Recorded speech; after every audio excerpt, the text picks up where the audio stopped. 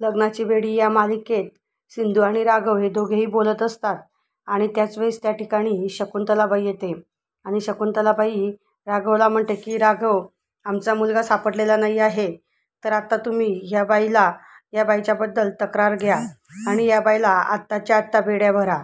त्यावेळेस राघव हा सिंधूकडे बघतो आणि सिंधूसुद्धा राघवकडे.